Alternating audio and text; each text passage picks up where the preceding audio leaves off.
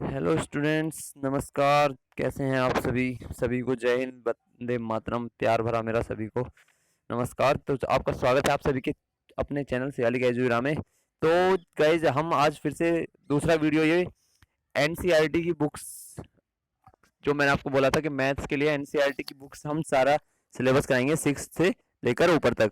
तो six class की ये सेकंड वीडियो है।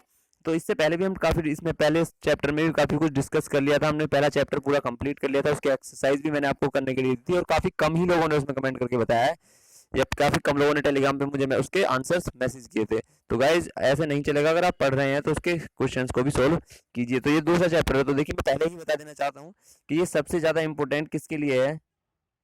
सी टेट के लिए इसकी पेडागोजी और न्यूमेरिकल्स दोनों ही इंपॉर्टेंट है। और बाकी जितने भी गवर्नमेंट एग्जाम्स हैं, सभी एग्जाम्स में देखिए, एनसीईआरटी क्या है, भारत में सर्वव्यापी है। पूरे भारत में एनसीईआरटी का ही पैटर्न चलता है, सारे एग्जाम्स में उसी का मैथ भी आता है। तो जितना भी मैथ के, जो भी मैथ की क्लासेस कर रहे हैं, उन सभी के लिए इंपॉर्टेंट है, सारे गवर्नमेंट एग्जाम्स के लिए। सी टेट के लिए इंपॉर्टेंट, बेसिकली सी टेट के लिए ये बैच चल रहा है। लेकिन क्या है कि जितने भी एग्जाम्स हैं गवर्नमेंट से, सेंट्रल गवर्नमेंट हो चाहे वो स्टेट गवर्नमेंट हो, चाहे वो कोई भी हो। और मेरे एक नए फ्रेंड जो एमपी पुलिस की तैयारी करना चाहती हैं, उनके लिए भी ये मैं बता दूं कि ये इंपॉर्टेंट है। तो सभी को ये वीडियो ध्यान से देखना है। और देखिए, जो पिछले वीडियो में आपको न्यूमेरिकल्स कराए गए थे, उनको दोबारा से रिपीट कर लीजिएगा, एक बार रिवीजन कर लीजिएगा। और तभी आपको, क्योंकि आगे का समझ में आ सकता है, क्योंकि उसमें हमने काफी कुछ डिस्कस कर लिया। तो एक बार फिर से देखेंगे। हमने वहां पर प्राकृतिक संख्याएं पढ़ लिया था। प्राकृतिक संख्याएं जिनसे हम किसी वस्तुओं को गिनना प्रारंभ करते हैं। सबसे छोटी प्राकृतिक संख्या एक, मतलब कि प्राकृतिक संख्याएं कहाँ से शुरू होंगी? एक से शुरू होंगी और कहाँ तक चलेंगी? अनंत तक। जहां तक भी गिनतियां तो खत्म ही नहीं होती हैं। तो कहाँ तक भी मैंने ये भी बता दिया था कि गिनती हिंदी भाषा, मतलब हिंदी की जो विधि है गिनतियों को लिखने की, भारतीय विधि, उसमें भी मैंने आपको उसमें करा दी थी। और प्राकृतिक संख्याएं भी बता दी थी, 1 2 3 4 5 6 7 8 9, मतलब जहां तक भी चलती रहेंगी, ये सब क्या होंगी? प्राकृतिक संख्याएं होंगी। उसके बाद पूर्ण संख्याएं भी हमने पहले वीडियो में पढ़ लिया था कि जब जीरो को प्राकृतिक संख्याओं के साथ ऐड कर लिया जाएगा तो वो क्या कहलाएंगी? वो पूर्ण संख्या कहलाएंगी। पूर्णांक भी हमने शायद उसमें डिस्कस कर लिया था, और उसके थोड़ा सा किया था। उसके बाकी का पूर्णांक हम अब डिस्कस करने वाले हैं। और परिमेय संख्याएं इसके बाद एक अलग वीडियो में आपको पढ़ने के लिए मिलेंगी। एक मिनट में पानी पी लेता हूँ।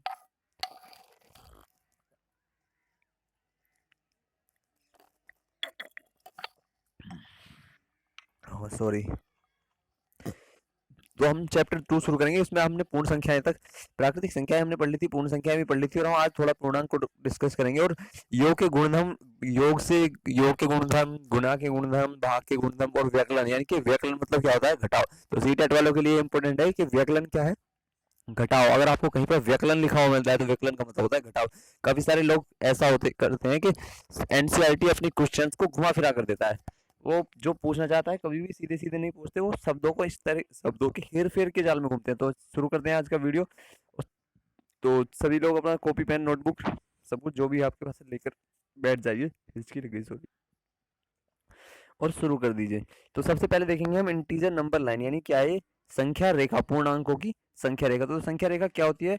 एक सीधी रेखा जिसपे हम बीच में जीरो को लेते हैं और उसके बाई तरफ चलते हैं। जीरो से, शून्य से बाई तरफ चलेंगे तो माइनस में होगा, दाई तरफ चलेंगे तो प्लस में होगा। तो एक सीधी रेखा खींचिए, उस पर जीरो को अंकित कीजिए। जीरो को मतलब उसका आधा, एवरेज से आप अंदाजे से जीरो उसके दो भाग कीजिए और बीचों बीच वाले पॉइंट पर जीरो लिख दीजिए। जीरो के दाई तरफ बराबर दूरी पर चिन्ह लगाइए। इन्हें 1 2 3 4 5 के द्वारा व्यक्त करना है आगे तक। ये सब क्या होंगे? पॉजिटिव होंगे। और बाई तरफ भी 1 2 3 4 ऐसे बाई तरफ चलते चले जाइए। उनके साथ कौन सा चिन्ह लगाना है? इनके साथ माइनस का। तो बाई तरफ चलेंगे तो माइनस, और दाई तरफ चलेंगे तो, देखिए यहाँ पे जीरो से बाई तरफ चलेंगे तो प्लस, ये प्लस प्लस, ये सब प्लस, और इधर चलेंगे तो सब माइनस। तो इनके किन्हीं दो बिंदुओं के बीच की दूरी क्या कहलाएगी? इकाई। तो यहाँ से क्वेश्चन बन जाता है कि संख्या रेखा पर किन्हीं दो बिंदुओं के बीच की दूरी क्या कहलाती है? एक इकाई कहलाती है। तो यहाँ से यहाँ तक की दूरी, ये जो यहाँ से यहाँ तक दूरी है, ये क्या कहलाएगी? ये कहलाएगी इकाई। तो अगर आपसे पूछ लिया जाए कि -1 से तक के बीच की दूरी क्या है, तो क्या है?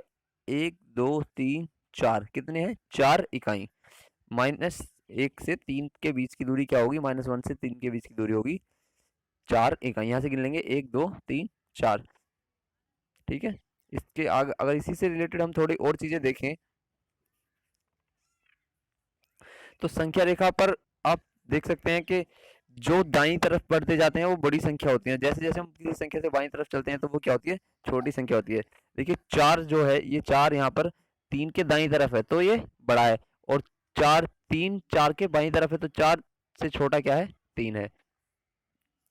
अब संख्या रेखा पर जोड़ने की क्या, कैसे जोड़ा जाता है वो इसको थोड़ा डिस्कस करेंगे, क्योंकि ये सब बेसिक है। देखिए आप कुछ लोग तो इससे पहले से ही जानते हैं, लेकिन फिर भी एक बार अगर आपका रिवीजन हो जाए तो उससे बढ़िया तो कोई बात बिल्कुल भी नहीं है, इससे अच्छा कुछ भी नहीं। रिवीजन ही आपकी एजुकेशन, आपकी नॉलेज, आपके ज्ञान को निखारता है। तो पूर्ण संख्याओं को के योग को संख्या रेखा पर दिखाया जा सकता है, क्योंकि पूर्ण संख्या पूर्णांक संख्या रेखा है, तो पूर्ण संख्याओं के योग को संख्या रेखा पर दिखाया जा सकता है। जैसे कि अगर हम देखें, अगर हम 2 और 4 का योग करना चाहते हैं, अगर हम 2 और 4 का योग करें तो कैसे दिखाएंगे, या अगर हम करें 1 और 3 का योग हम करते हैं तो कैसे दिखाएंगे।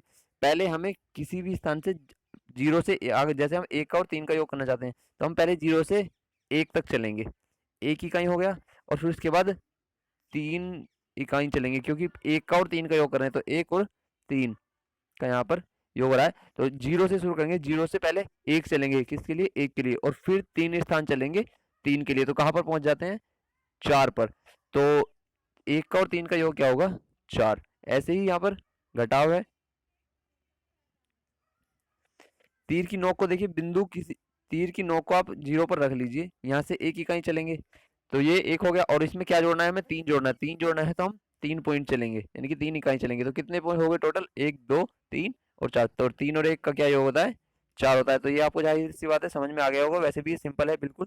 तो ऐसे ही संख्या रेखा पर घटाव करने के लिए क्या करेंगे, जैसे कि आपको 4 में से 3 घटाना है, तो आपको पहले क्या करेंगे, 0 से 4 पॉइंट चलेंगे, 1 2 3 4, हम इधर की तरफ चले हैं।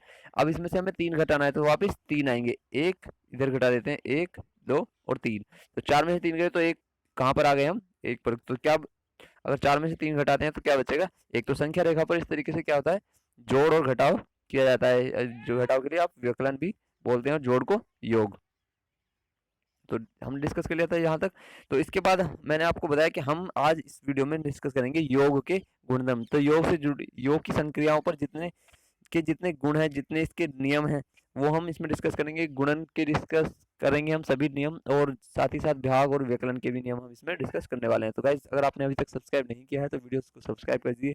और कक्षा 6 एनसीईआरटी जो बच्चे इसको देख रहे हैं, जिनके टीचर ने हमारा वीडियो रिकमेंड किया हुआ है, काफ़ी सारे स्कूल्स में हमारा वीडियो चल रहा है, मुझे पता है, काफ़ी लोग इसको डाउनलोड करके देख रहे हैं। तो डाउनलोड से अच्छा आप ऑनलाइन देखिए, और लाइक जरूर कीजिए। सभी स्टूडेंट्स को मैंने बता दिया था कि सभी को सब्सक्राइब जरूर करना है अगर आपको वीडियो अच्छा लग रहा है। तो योग के गुणधर्म, योग के क्या क्या गुणधर्म है वो हम डिस्कस करेंगे। तो पूर्ण संख्याओं पर संक्रियाएं। तो पूर्ण संख्याओं पर हम 4 मूलभूत संख्याएं करते हैं योग, जोड़ना, व्यकलन, घटाना, गुणा और भाग। और इन्हीं 4 चिन्हों का संख्याओं पर हम विशेषता के बारे में अध्ययन करेंगे। तो योग के क्या क्या गुणधर्म है। तो पहला योग का नियम है संवरक नियम। इसका नियम का नाम क्या है, संवरक नियम। और नियम क्या है कि यदि ए और बी दो पूर्ण संख्याएं हैं तथा ए प्लस बी बराबर सी है तो सी भी एक पूर्ण संख्या होगी। देखिए जैसे 8 एक पूर्ण संख्या है, 24 भी एक पूर्ण संख्या है, और अगर 8 और 24 को जोड़ा जाता है तो क्या होता है, योग 32 हो जाता है, और 32 भी क्या है, एक पूर्ण संख्या होगी। तो यही क्या है, योग का संवरक नियम, कि अगर दो पूर्ण संख्याओं को जोड़ा जाए तो क्या होगा, तीसरी जो प्राप्त संख्या होगी वो भी एक पूर्ण संख्या होगी। जैसे अगर हम कोई एक पूर्ण संख्या ले लें, जैसे पूर्ण संख्या 1 है और इसमें हम 7 जोड़ें तो क्या होगा, क्या मिलेगा, 8, और 8 भी क्या है, पूर्ण, 1 भी पूर्ण, 7 भी पूर्ण, तो इन दोनों का योग भी क्या होगा, 8, ये भी पूर्ण संख्या होगा। योग का क्रम विनिमय नियम। देखिए क्रम विनिमय नियम जो है वो गुणा में, गुणनफल मतलब गुणा की संख्या में और योग में, दोनों में एक जैसा है। तो किन्हीं दो संख्याओं का योग उनके क्रम पर निर्भर नहीं करता, मतलब कि आप चाहे 1 में 2 जोड़ लीजिए, चाहे 2 में 1 जोड़ लीजिए, तो योग हर बार क्या होगा, बराबर ही आएगा। जैसे अगर आप 2 प्लस 1 करें तो क्या आएगा, 3, और अगर आप 1 प्लस 2 करें तब भी योग क्या होगा, तब भी 3 ही होगा। तो योग में संख्याओं के क्रम का कोई प्रभाव नहीं पड़ता। जैसे 183 और 318 को जोड़े, चाहे 318 में 183 को जोड़े, तो लेकिन दोनों बार प्राप्त क्या होगा, 501 ही प्राप्त होगा।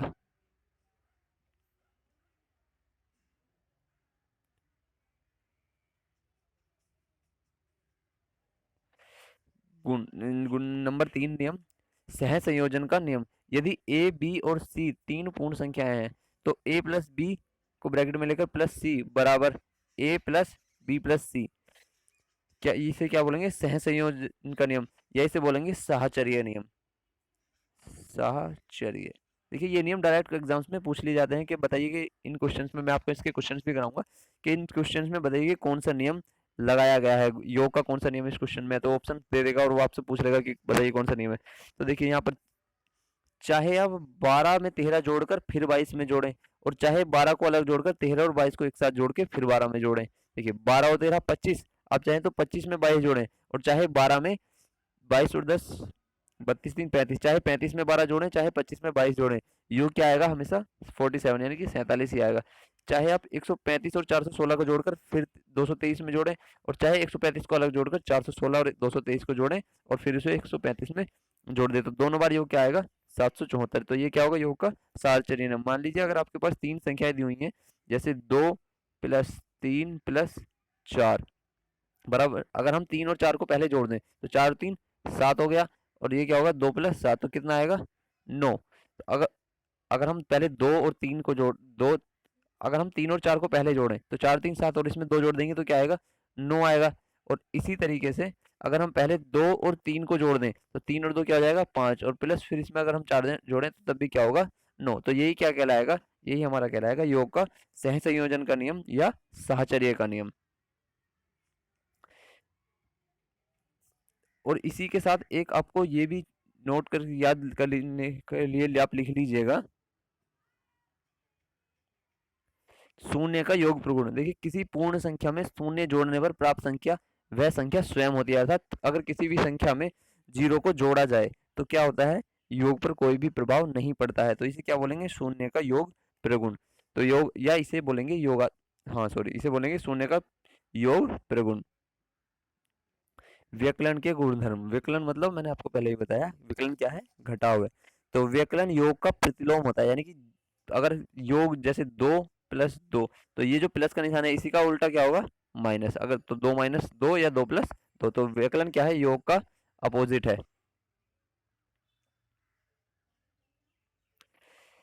पिछली कक्षाओं में हम पढ़ चुके हैं कि बड़ी प्राकृतिक संख्या में से दूसरी छोटी प्राकृतिक संख्या कैसे घटाई जाए। तो जोड़ और घटाओ, अगर आप कक्षा 6 से ऊपर हैं और जैसे कि आप सीटेट या किसी भी गवर्नमेंट जॉब की तैयारी करें तो आपको सिंपल सी बात है कि कैलकुलेशन आपको आती है। अगर आपकी कैलकुलेशन भी वीक है तो आप उसके लिए हमारी एक प्लेलिस्ट है ट्रिक 99, ट्रिक 99, इस प्लेलिस्ट में जाकर वहां से आप वीडियोस देखिए और उसमें आपको सिंप्लीफिकेशन की बेहतरीन और कैलकुलेशन आपकी वहां से थोड़ी अच्छी हो जाएगी। वहां से पर मैंने बेस्ट बेस्ट ट्रिक का एक कलेक्शन बनाया हुआ है और उसमें टाइम टू टाइम हम उसमें नई नई ट्रिक्स डालते रहते हैं, तो उसमें काफ़ी सारी ट्रिक डली हुई हैं, आप वहां से जाकर अपनी कैलकुलेशन को मजबूत कर सकते हैं, पक्का कर सकते हैं। तो अपनी जो कैलकुलेशन, ठीक है आगे देखते हैं कि ये यदि a बराबर b है, देखिए अगर दो संख्याएं बराबर हैं तो a माइनस बी बराबर क्या होगा 0। और दूसरी कंडीशन में यदि b बराबर 0 है तो a माइनस बी बराबर क्या होगा a।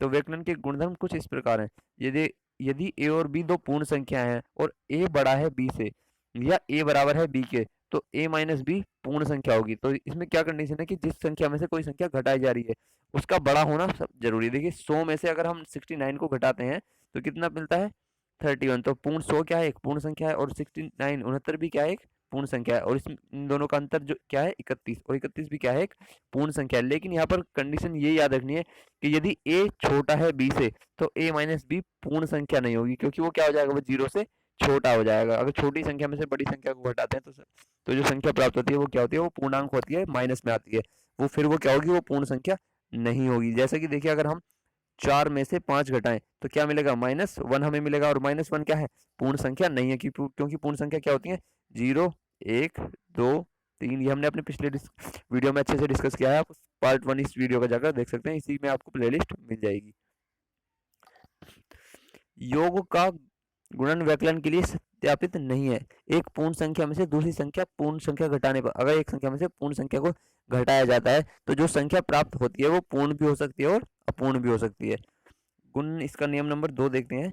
तो यदि a तथा b दो पूर्ण संख्याएं हैं और a बराबर नहीं है b के, तब a माइनस बी और b माइनस बी और b माइनस ए बराबर नहीं होगा। देखिए इसे ऐसे समझिए कि अगर 4 में से 3 घटाया जाए तो 1 आएगा, लेकिन अगर 3 में से 4 घटाया जाए तो -1 आएगा।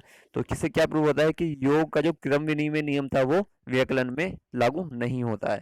तो यहाँ से ये हमें पता चलता है। देखिए अगर 30 में से 18 घटाएं तो 12 आएगा, और अगर 18 में से 30 घटाएं तो -12, यानी कि संभव नहीं है। तो योग का गुण नंबर 2 भी व्यकलन के लिए सत्य नहीं है। व्यकलन का गुण योग का गुण नंबर 2 क्या था जो हमने पढ़ा, वो था क्रम विनिमय का नियम। तो वो क्या है, वो व्यकलन पर लागू नहीं होता है।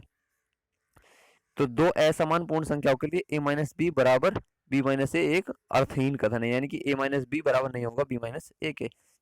गुण नंबर 3 देखिए, नियम, ये रूल नंबर इसका 3 है व्यकलन का। यदि a b तथा c तीन पूर्ण संख्याएं हैं और c शून्य नहीं है तो a माइनस ब्रैकेट में b माइनस सी कभी भी a माइनस बी माइनस सी के बराबर नहीं होगा। देखिए जैसे अगर दो संख्याएं लें 26, इसको थोड़ा जूम कर लेते हैं।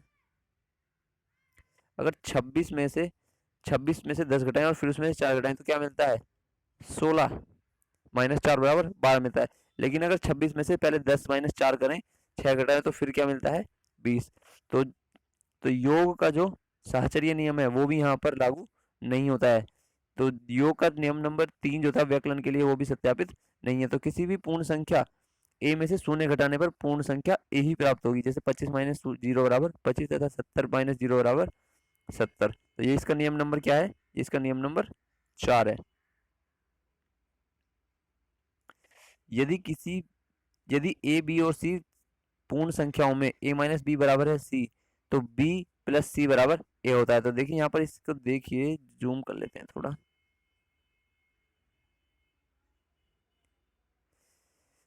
यदि 15 में से माइनस के 7 करते हैं, यानी कि 15 में से 7 घटाते हैं तो 8 मिलता है, तथा 7 और 8 मिलकर कितना होता है, 7 और 8 मिलकर 15 होता है। तो ए बी सी यदि तीन पूर्ण संख्या है और a माइनस बी बराबर सी है तो b प्लस सी बराबर क्या होगा, a होगा। इसे आप पक्षांतर के नियम से भी अच्छे से समझ सकते हैं।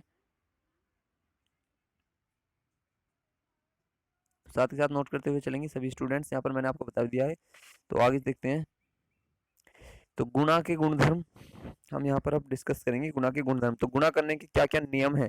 तो सबसे पहले देखते हैं कि गुणा क्या है। तो गुणा क्या है, गुणा की कभी कभी डेफिनेशन भी सीधे सीधे पूछ ली जाती है। तो गुणा क्या है, गुणा एक पुनरावृत योग की प्रक्रिया है, यानी कि किसी भी संख्याओं को बार बार जोड़ना क्या है, गुणा कराता है। मतलब एक ही संख्या को बार बार जोड़ना क्या है, वो गुणा है। तो कुछ उदाहरणों पर अगर विचार करें तो देखिए, अगर 3 3 3 3 3 3, अगर 3 को बार बार जोड़ा जाए, अगर 3 को 6 बार लिखकर जोड़ा जाए तो क्या होता है, योग 18। और अगर हम 3 गुणा सीधा सीधा 6 कर देंगे तो क्या होगा, 18 होगा। अगर हम देखिए, अगर हम 2 प्लस 2 प्लस 2 प्लस 2 ऐसे करते हैं तो कितना होगा, 8। और अगर हम सीधा सीधा 2 का 4 में गुणा करते हैं तो क्या होगा, 2 गुना 4 बराबर भी 8 ही होगा। तो माना आपके पास 4 पुस्तकें हैं जिनमें से प्रत्येक में 100 पृष्ठ है, तो तब आप क्या कर सकते हैं, 100 को 4 बार जोड़ सकते हैं। 4 पुस्तकें, सब में 100 पृष्ठ, तो चारों को जोड़ दीजिए, 400 हो गया।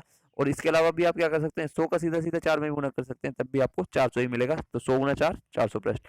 इससे क्या निष्कर्ष निकलता है कि गुणा एक पुनरावृत्त योग की प्रक्रिया है। तो बार बार जोड़ना ही क्या है, गुणा है, या गुणा क्या है, बार बार जोड़ना। तो पहला गुणा का संवर्ग नियम, तो देखिए योग का जो संवर्ग नियम है वही गुणा का संवर्ग नियम है। गुणा का योग का संवर्ग नियम गुणा के संवर्ग नियम में भी लागू होता है। तो 5 गुना 4 कर लीजिए, चाहे आप 4 गुना 5 कर लीजिए। तो 5 चौक 20 और 4 पंजे 20, दोनों ही बार क्या मिलेगा, देखिए आप चाहे कर लीजिए 4 गुना 5 और बराबर होगा 5 गुना, तो हर बार क्या मिलेगा हमें, हर बार 20 ही हमको प्राप्त होगा। तो चाहे 4 का गुना 5 में कीजिए, चाहे 5 का गुना 4 में कीजिए। गुणा का क्रम विनिमय नियम,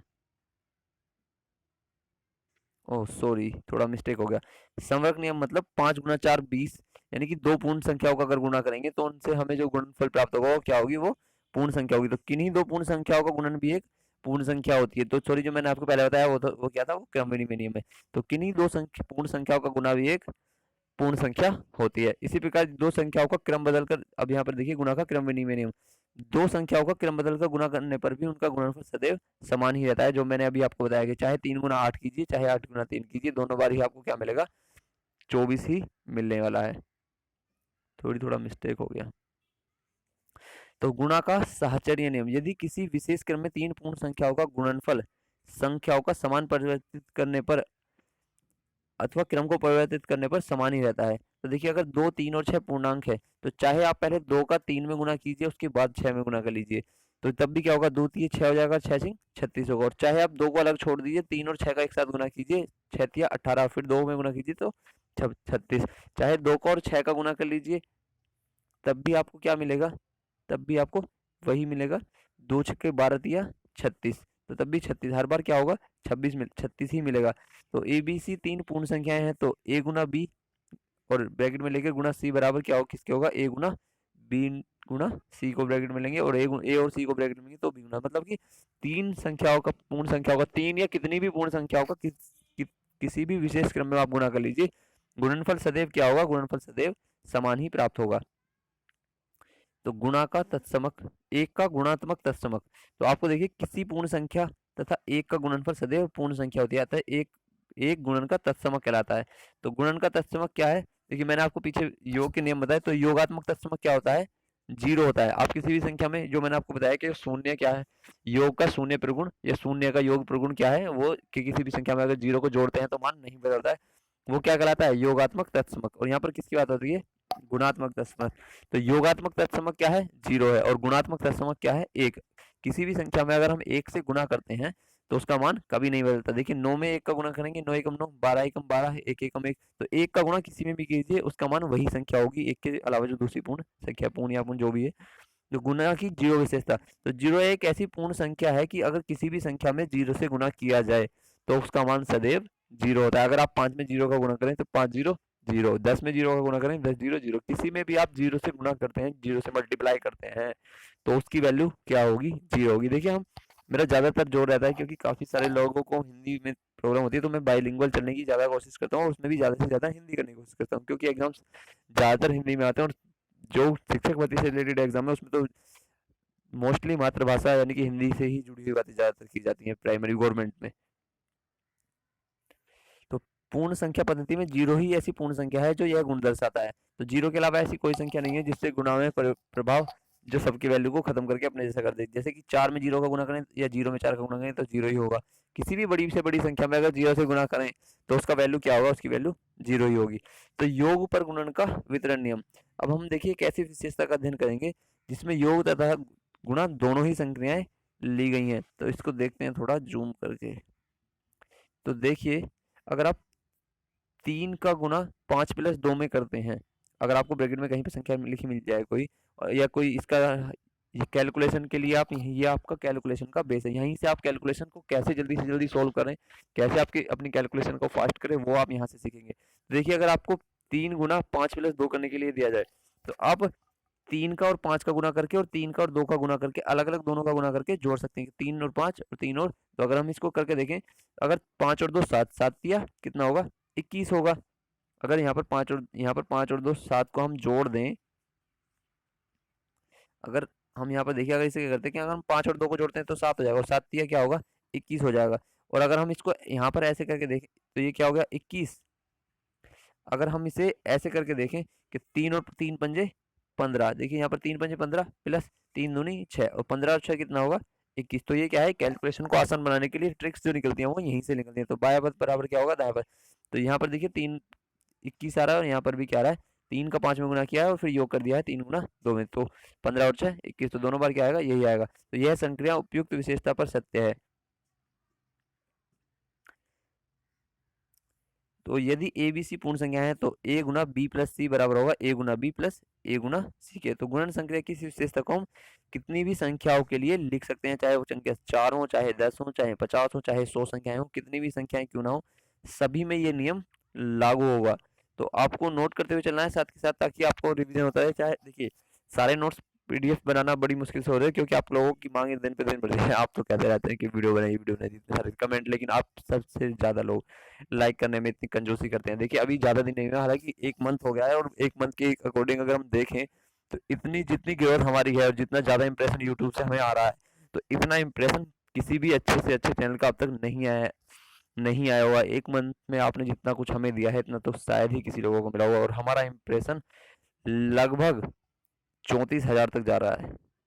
34,000 तक हमारा इंप्रेशन डेली जाता है, जो कि स्टार्टिंग जब हमने वीडियो स्टार्ट किया था तो तब कितना था, वो 180 समथिंग था, 180 से आप हमें यहाँ तक लेकर आ गए हैं। तो इंप्रेशन अगर हमारा 34,000 तक जा रहा है, इसका मतलब आप वीडियो को अच्छा खासा शेयर भी कर रहे हैं और लाइक भी कर रहे हैं, और वॉच टाइम भी हमारा काफ़ी अच्छा चल रहा है। लेकिन हमें सिर्फ वॉच टाइम से मतलब नहीं है, हमें आपकी अच्छी एजुकेशन, क्वालिटी एजुकेशन से हमारा मतलब है।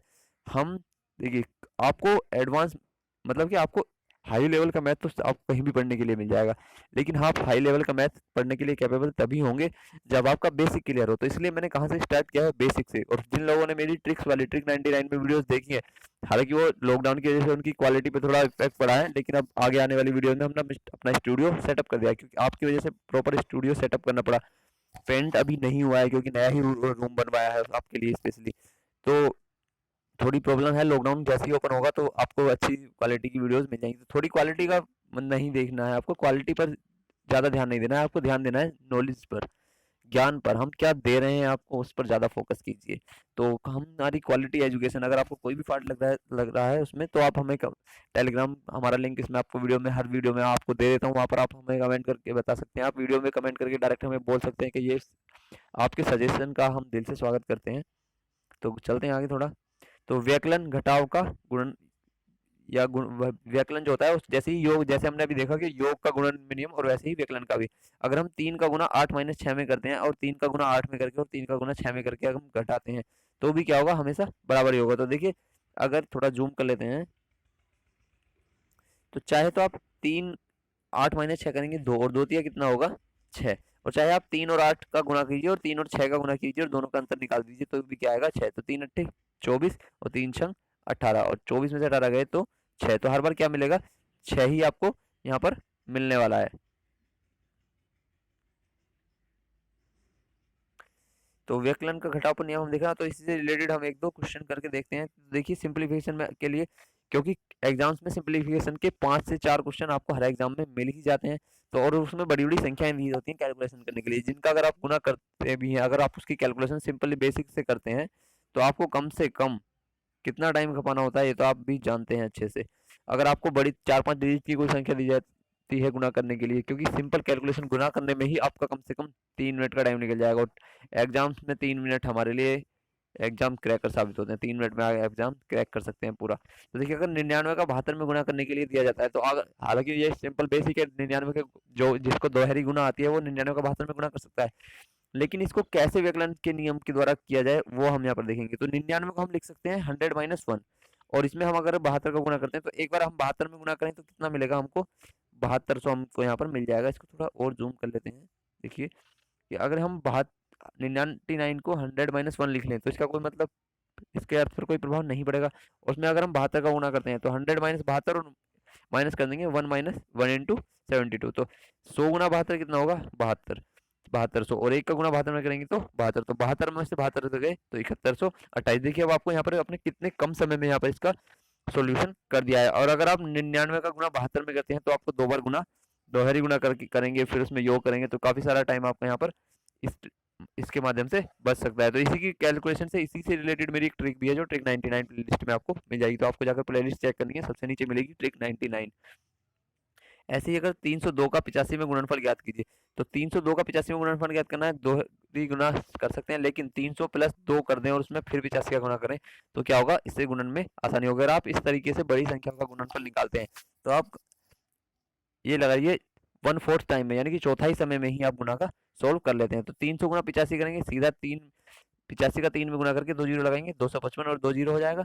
और 385 दूनी 170, दोनों को जोड़ देंगे 25 670 हो जाएगा।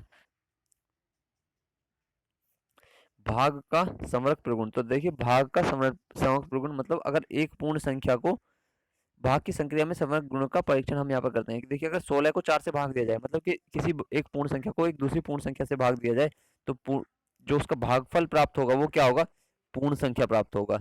अब अगर हम 0 को 5 से भाग दें, तो क्या होगा, 0 होगा, ये भी एक पूर्ण संख्या है। लेकिन अगर हम 17 को 4 से भाग दें, तो 17 भाग 4 कितना होता है, 4.25। तो देखिए, ये क्या है, और ये एक पूर्ण संख्या नहीं है। और अगर हम ऐसे ही, हम अगर 13 को 4 से भाग देते हैं, तो हमको 3.25 प्राप्त होता है, जो क्या है कि एक पूर्ण संख्या बिल्कुल भी नहीं है। तो देखिए, ये बेस मौजूद, ये आपके बेस को पक्का करने के लिए, आप जिन लोगों को मैथ पढ़ने में कठिनाई होती है, जिनको मैथ से डर लगता है, तो उनके मैथ के डर को भगाने के लिए ये वीडियो हम बना रहे हैं। बाकी ये सभी कुछ कैलकुलेशन में रूल्स आपको आते हैं, लेकिन यहाँ से नियम भी डायरेक्ट आपको एग्जाम में पूछ लिए जाते हैं, इसलिए ये वीडियो आपको यहाँ पर मिल रहा है। और देखिए मुझे कितनी मेहनत करनी पड़ती है आपको वीडियो बनाने के लिए, और इतना सारा बोलना पड़ता है, क्योंकि इतना टाइम बोलने से आप देखिए गले पर कितना इफेक्ट पड़ता है। और मैं फिर भी आपके लिए दिन में कई कई वीडियोस लेके आता हूँ, काफ़ी लंबे वीडियो भी 1-1.5 घंटे के लेक्चर भी जाते हैं, जो मैं बिना रुके नॉन स्टॉप बोलता रहता हूँ, और मैं इतना तेज भी बोलता हूँ। तो फिर भी आप क्या करते हैं, वीडियो को लाइक करने से कतराते हैं। तो लाइक करने के पैसे नहीं लेते हैं हम, ना ही आपको किसी और को पैसे देने होते हैं। तो लाइक करने के लिए सिर्फ आपको एक बार हल्का सा टच करना होता है, तो लाइक जरूर कीजिए। और वीडियो चैनल को अगर आपने सब्सक्राइब नहीं किया तो नीचे रेड कोड बॉक्स बना हुआ है, उसमें सब्सक्राइब है, और आगे बेल आइकन भी बना हुआ है, तो जाकर बेल आइकन दबाइए और नोटिफिकेशन ऑन कर दीजिए, और चैनल को सब्सक्राइब जरूर कीजिए। इस प्रकार हम देखते हैं कि एक पूर्ण संख्या को दूसरी पूर्ण संख्या से भाग करने पर भागफल सदैव पूर्ण संख्या प्राप्त नहीं होता है। तो कभी कभी क्या होता है कि भागफल अपूर्ण भी हो जाता है। तो यदि ए तथा शून्योत्तर यानी कि बी, शून्योत्तर बी, या मतलब कि बी बराबर नहीं है जीरो के, तो ये कोई दो पूर्ण संख्याएं हों, तो ए अपॉन ए भाग मतलब ए डिवाइडेड बाई बी बराबर क्या होगा, ए अपॉन बी का एक पूर्ण संख्या होना आवश्यक नहीं है। तो विभाजन की संख्या पूर्ण संख्याओं के संवरक नियम पर लागू नहीं होती है। तो गुणा एक से भाग, जब किसी संख्या में एक से भाग दिया जाता है तो भागफल स्वयं वही संख्या प्राप्त होती है। देखिए अगर आपको 20 को एक से भाग देंगे तो 20 ही प्राप्त होगा, 15 को एक से भाग देंगे तो 15 ही मिलेगा। अर्थात जब किसी पूर्ण संख्या ए में, पूर्ण ए से मतलब कोई भी पूर्ण संख्या यहाँ पर जीरो से लेकर कोई भी पूर्ण संख्या यदि होगी, तो जो पूर्ण संख्या में जिसमें एक से भाग दिया जा रहा है वह स्वयं ही प्राप्त होगी। अगर आप देखिए आप 5 में एक से भाग करते हैं तो 1 पंजे 5, भागफल आपको 5 ही प्राप्त होता है। समान संख्या से भाग देने पर, जब आप किसी भी पूर्ण संख्या में समान संख्या से भाग देते हैं तो भागफल सदैव एक प्राप्त होता है। देखिए अगर आप 10 में 10 से भाग देते हो, 10 में 10 का भाग देंगे तो 1 मिलेगा, 5 में 5 से भाग दें 5 मिलेगा, 50 में 50 से भाग दें तो एक मिलेगा। हर बार अगर किसी संख्या को उसी से भाग दिया जाता है, यानी कि एक पूर्ण संख्या को उसी से ही स्वयं से ही भाग दिया जाता है, तो भागफल सदैव एक मिलता है। जैसे 7 को 7 से भाग देंगे तो 1 मिलेगा, 25 को 25 से भाग देंगे तो 1 मिलेगा। अर्थात यदि किसी पूर्ण संख्या को ए में स्वयं ए से भाग दिया जाए तो भागफल सदैव क्या होगा, एक ही होगा। तो A upon A is equal to 1। शून्य में देखिए, शून्य में शून्य के अतिरिक्त किसी पूर्ण संख्या से भाग देने पर, जब शून्य में किसी अन्य पूर्ण संख्या से भाग दिया जाता है तो भागफल क्या हो जाता है, जीरो हो जाता है। देखिए अगर आप किसी भी संख्या को अगर जीरो में भाग दें 10 से तो क्या होगा भागफल प्राप्त, क्योंकि जीरो में 10 से भाग नहीं दिया जा सकता, तो भागफल क्या प्राप्त होगा, जीरो ही प्राप्त होगा। लेकिन इसका एक अपोजिट नियम भी है कि जब किसी संख्या को जीरो से भाग दें, जैसे अगर हम जीरो से भाग देते हैं 5 को, तो इसका परिणामी भागफल क्या होगा, तो इसका ये क्या है, ये अपरिभाषित है। अपरिभाषित मतलब किसी भी पूर्ण संख्या में शून्य से भाग देने की प्रक्रिया परिभाषित नहीं है। तो इसका आप इन्फिनिट बोल सकते हैं, अनंत बोल सकते हैं। तो भागफल क्या प्राप्त होगा, अगर किसी संख्या को जीरो से भाग दिया जाता है तो भागफल क्या प्राप्त होता है, अनंत होता है, परिभाषित नहीं है। जैसे कि अगर आप देते हैं 10/0 कर देते हैं तो ये क्या होगा, इन्फिनाइट होगा, अनंत होगा, अपरिभाषित होगा। अगर आपको क्वेश्चन में ऐसा कहीं पर लिखे मिल जाता है कि बड़ी से बड़ी संख्या किसी भी संख्या को जीरो से भाग दिया जा रहा है, तो वहां पर उसका उत्तर क्या होगा, या तो लिखा हुआ आपको ऑप्शन में मिलेगा अपरिभाषित, या मिलेगा अनंत या इन्फिनाइट, ऐसा कुछ आपको वहां पर लिखने के लिए मिल जाएगा। तो गाइज अगर आपने अभी तक सब्सक्राइब नहीं किया है तो प्लीज सब्सक्राइब जरूर कर दीजिए, क्योंकि आपका सब्सक्राइब हमें मोटिवेशन देता है, थोड़ा हम प्रेरित होते हैं आपको अच्छे से अच्छा कंटेंट देने के लिए। और बेल आइकन जरूर दबा दीजिए ताकि आने वाले वीडियो का नोटिफिकेशन आपको मिल जाए, क्योंकि हर बार आप तक लिंक पहुंचाना बहुत ही कठिन होता है, क्योंकि बार बार अलग अलग माध्यम से लिंक पहुंचाने में थोड़ी कठिनाई होती है। तो गाइज आज का मोटिवेशनल थॉट यही है कि सफलता के लिए अपना स्वयं का निरंतर सुधार सर्वाधिक आवश्यक है। तो अगर आप सफल होना चाहते हैं तो अपना स्वयं का सुधार करते रहिए, पढ़ते रहिए, लॉकडाउन का एंजॉय करते रहिए, घर पर बैठे बैठे पढ़े, क्योंकि सब लोग पहले चाहते थे कि हम घर पर रहें, और अब घर पर हैं तो चाह रहे हैं कि घर में बोर हो रहे हैं। तो गाइस बोर नहीं होना है, इतने अच्छे अच्छे वीडियोज मैं आपको बनाकर दे रहा हूँ, आप स्वयं पढ़िए और बाकी लोगों को वीडियो शेयर भी कीजिए। धन्यवाद, जल्दी ही फिर मिलेंगे। और इसी के साथ अगर आपने सब्सक्राइब कर दीजिए, तो देखिए गुरुजी आपके लिए इतने अच्छे अच्छे वीडियो लेकर आ रहे हैं, तो आपको सब्सक्राइब करना आपका फर्ज बनता है, वीडियो को लाइक करना भी, अपने सभी दोस्तों को शेयर भी कीजिए, और बेल आइकन दबाना बिल्कुल भी ना भूलें, क्योंकि बेल आइकन दबाने बिना अगर मंदिर, देखिए विद्यालय जहाँ पर पढ़ते हैं वो क्या होता है, शिक्षा का मंदिर होता है, और मंदिर में घंटा ना बजाया तो फिर आके क्या फायदा। तो गाइस सब्सक्राइब कर दीजिए और वीडियो को शेयर जरूर कर दीजिएगा, फेसबुक और व्हाट्सएप और अपने सभी एजुकेशनल ग्रुप्स में, अपने कॉलेज के ग्रुप्स में सभी शेयर कर दीजिए। सारे गवर्नमेंट एग्जाम से रिलेटेड ये चैप्टर है, और कक्षा 6 के जो बच्चे होमवर्क चाहते हैं वो अपने टीचर से ले सकते हैं, और इसी से रिलेटेड अगर कोई टीचर वीडियो देख रहा है और वो अपने बच्चों को होमवर्क चाहता है तो यहाँ के क्वेश्चन भी मैं अपने टेलीग्राम पर प्रोवाइड करा सकता हूँ, वो हमें टेलीग्राम में मैसेज कर सकते हैं। तो आज के लिए इतना ही। नमस्कार, जय हिंद, वंदे मातरम। सभी को मेरा प्यार भरा नमस्कार, शुक्रिया।